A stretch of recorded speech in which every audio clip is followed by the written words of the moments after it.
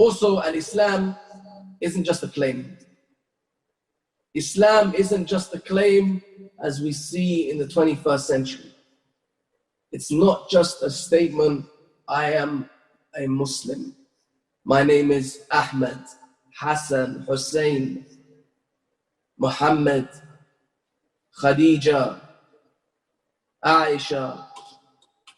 It's not just a claim. Rather, the meaning of the Shahada has been taught to us. Brothers and sisters, please pay attention to the words that I'm going to say. This Shahada has been played with in the 21st century. What I intend by the Shahada is La ilaha illallah Muhammad Rasulullah. It has been played with. The youth are getting confused. They're getting taught different things. Today, inshallah ta'ala, I promise you, you're going to hear it with evidence that there is only one meaning to this Shahada. There is only one meaning to La ilaha illallah. There's no two or there's no three.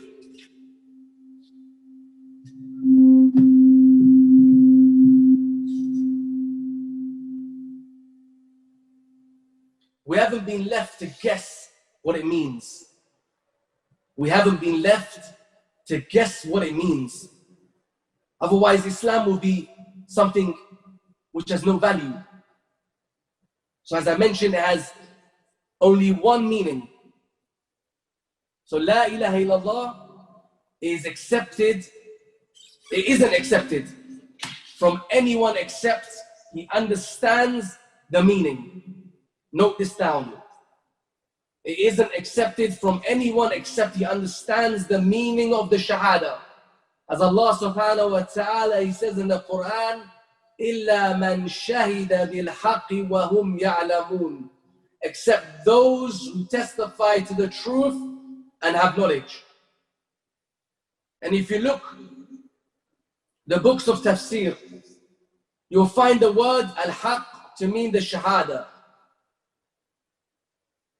And the condition attached to the validity of the Shahada is knowledge. Knowledge is a condition for your Shahada to be accepted. Where did I get this from? The Quran. فَعْلَمْ أَنَّهُ لَا إِلَهَ إِلَّا اللَّهِ.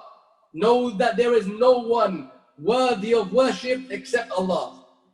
If you return to Tafsir Tabari, you'll find a beneficial explanation regarding this verse. Also the hadith mentioned in Sahih Muslim. مَنْ مَاتَ وَهُوَ يَعْلَمْ أَنَّهُ لَا إِلَهَ إِلَّا اللَّهِ دَخَلَ الْجَنَّةِ. Whoever dies while having knowledge, وَهُوَ يَعْلَمْ. The Murji'a don't tell you this.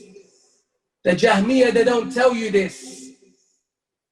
They hide under a hadith when there's so many other hadith that teaches us there's conditions for this Shahada to be accepted. Otherwise, Abu Lahab and Abu Talib and everyone will be in paradise. And that's what you want. Because you people don't understand this deen.